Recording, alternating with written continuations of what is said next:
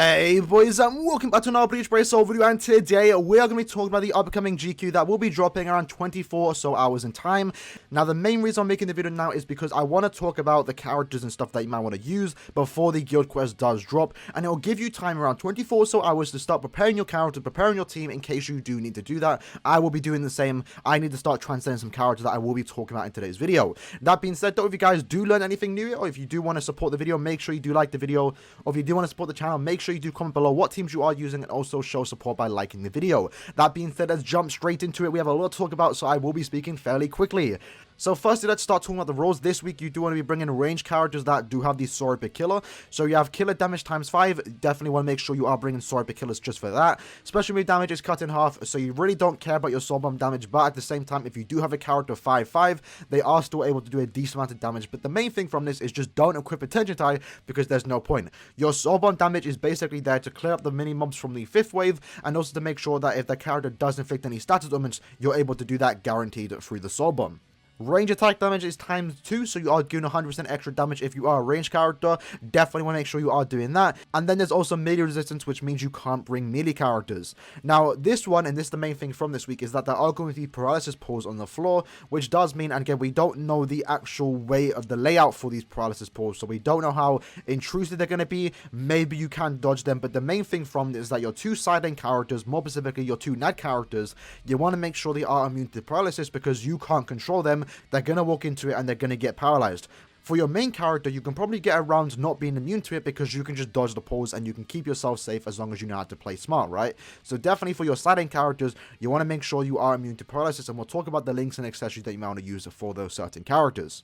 So on your screen right now is the most recent REAPER killers that are ranged, and some of these characters are definitely going to be the MVPs for this week, especially on your account if you do have them transcended. Now, in my opinion, the best character as your main lead or any SP based character is going to be this Bakugou. Why? Well, if you saw my last week's GQ where we did actually bring him, well, he wasn't really supposed to be brought because he isn't getting the extra damage buff because he is a ranged character. Bakugou's SA2 is so clutch in this game mode. Now, in this hard GQ, enemies hit very, very hard, and if you can't stop them from hitting you, your characters, your side lane characters are just gonna die. There's really no way.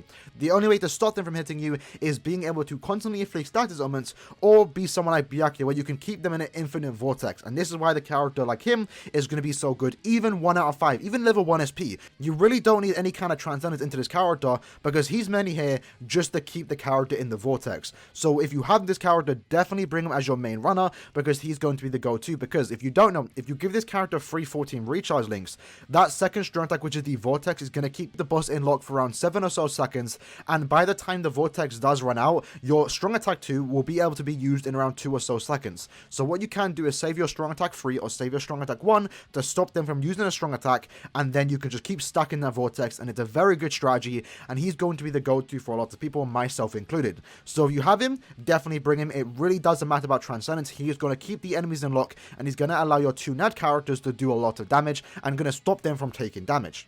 Outside of Bakugou as your main lead, there are a few other options that you can use, but it really does depend on the transcendence, and also they are going to struggle quite a bit if you can't inflict any status ailments. For example, these three characters right here, the Ryukin, Noel, and Lily Barrow. Now, Lie, Noel, and Ryukin all are very good characters. They hit very, very hard, but the problem with these three characters is they don't inflict any status ailments, and they have no way of stopping the enemy in their place. So if you do bring them as your main lead, if you only have them 1-5 or 2-5, you might struggle a bit if you don't kill them fast enough, because at that point, the enemy is going to be non-stop attacking your other characters. So you really got to think about who you want to bring as your main lead, but they are viable options if you do have any kind of other support characters that will be able to lock the characters in place. Now, Saruchi, on the other hand, might be a pretty good option because she is able to be a character that is inflicting the lacerate, which is going to stop the enemies from spamming their strong attacks, which they do like to do. At the same time, she has an increased chance to inflict it, and she does extra damage to lacerated enemies. So she might very well, unironically, be a very good character for this week. It also just depends on your transcendence. I would definitely recommend if you are bringing her, which I'm not certain if she can be able to easily beat it. It might require a certain level of transcendence. It might require your support, but she is not a bad lead if you do want to bring her. Outside of that though, let's talk about the side lane characters, the most important characters to the team, because these are the ones doing the damage. If you don't know about this, the main point of this is to make sure that your main runner is able to keep the characters in place, they're able to do a decent amount of damage, but your two side lanes, which are going to be NAD based characters, are the ones doing all the damage. So you want to make sure they have as high attack stat as possible, and you want to make sure that they are alive, they aren't dying, right? So this character right here is going to be a good option for this, because she is a character with flurry. She has a 30% bruiser, so she's going to be able to hit hard, and she also has a boost, which is very important in GQ, because especially on the final boss who has a 4000 defense stat, if your attack isn't above 4k, you're doing 1 damage. So having a character like this that is able to boost your team and herself attack by 33%, as long as you have around 3000 attack stat, you will be able to get above the 4k to do damage to these enemies. Now for this Aaroniero, she is able to actually boost your team and infinitely stack it, because she does have 12% recharge, but in addition to that, she also is able to inflict lacerate, and that means it will stop, if you do inflict it, it will stop the enemy from spamming a strong attack in case they are able to do that, in case you have a vortex ready, in case you aren't able to just stun lock the enemy. Now she also does extra 40% damage to lacerated enemies, making it a very good side lane DPS character, and I'm actually going to be using her. In fact, I'm going to be taking her attack to level 10 today, just to make sure she is ready for tomorrow to be used, because she's going to be a very good character for that. The next side lane character we're talking about, and also one of the better characters for this week, is going to be Kiryu. Now, the main thing about her, similar to Aaroniero, is that she can boost her team, and that's very important with NAD characters. NAD characters nowadays, if you are able to boost your team, are going to be very, very good for this hard difficulty of GQ. Now, in addition to be able to actually boost your team, Kiryu is able to actually heal your team by 20%, I believe. So she is not, I think actually more than that. Yeah, it's actually more than that. I'm not sure the exact percentage, but she's able to heal your team by a pretty decent amount, and she's a viable option as a side lane character.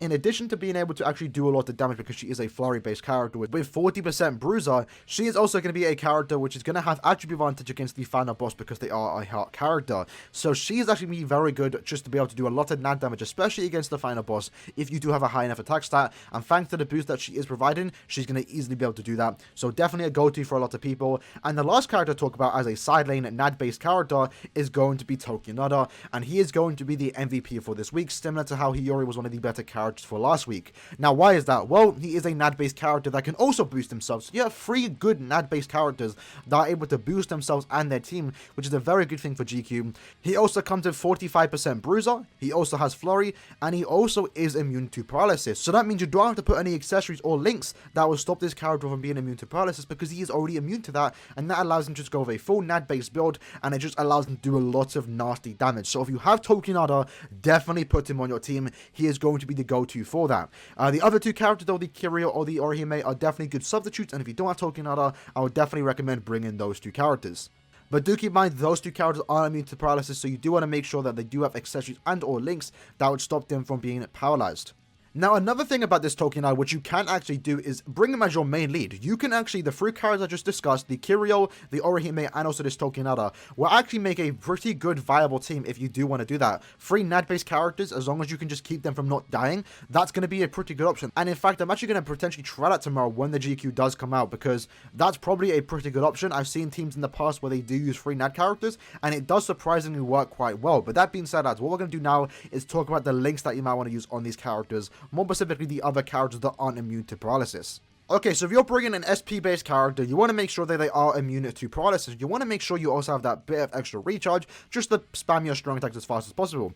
So let's say, for example, you are bringing someone like the 5th anniversary Byakuya into this current GQ, and the paralysis pulls are just, you can't dodge them. You have to get inflicted by paralysis. Then you have 4 pretty good links that's going to be able to make your life a lot easier. Now, to be fully immune to a status element, you need around an 85% resistance. So being able to put 2 of these links onto a character will mean that they're fully immune to paralysis, and you're also getting that 24% recharge. So any of these 4 links, if you want to put 2 of them onto a character, that is a very good option. And if you only have 1 of those links, what you can do is put on a Byakuya link, for example. You have the recharge, you have the 55% paralysis duration, and you can also put on a spirit core or a food item to make sure that you are also immune to paralysis in case you don't have the 2 links. So make sure you do put on some kind of paralysis duration links. You can actually equip some of these links onto the Aaroniero, because she does come with 12% recharge. She is a very good option to infinitely stack the boost, just to make sure that your team constantly has above 4,000 1000 attack stat. And then for your net characters, let's say for example 1000 you blow a Kiro, you don't really care about just infinitely stacking her recharge because you have Orihime to do that, or you have Tokinada to do that. What you can do is bring the 2 links right here. So you have a 25% NAD and also price saturation link. Very good. I mean, we all hated on this link right here, but it's actually one of the best links for this week. And you also have Shuhei, who is also a 25% no attack damage link and also 55% paralysis duration. So 2 of these links onto your Kiryu. She's fully immune to paralysis and she's also doing 45% no attack damage. Very good links. We need more links like this, lads. Trust me. I know a lot of people hate seeing links like paralysis duration minus 55%, poison, weaken, and stuff like that. But honestly speaking, we need those links more so than we actually need the 12% recharge plus 60% strong attack damage links. Those are good, but we have enough of those. We need more links like this because right now there's only 2. And if you want to be able to beat this week and you have the characters good enough for that, but you don't have the links, then you're kind of missing out, right? You're struggling because there aren't enough options for links. So we definitely need more links like this. But these 2 right here are definitely options to make sure that your NAD-based character is immune to paralysis and who is also able to do a pretty decent amount of no attack damage. That right there, lads, though, was the video. Hope you guys did enjoy. If you were able to find any kind of help from this video, make sure you show support by liking the video. In the comments below, let me know what characters and or team you are using for this week. For me, I'm going to be bringing 5th Anniversary Byakuya, I'm going to be bringing Orient Society Orihime, and also Tokinada, because those 3 right there are definitely the best characters for this, and I'm probably going to hopefully beat it in around 30 or so seconds. Hopefully, we have to wait and see how that does go. But that being said, hope you guys did enjoy it, and I'll see you lads in the next one. Peace.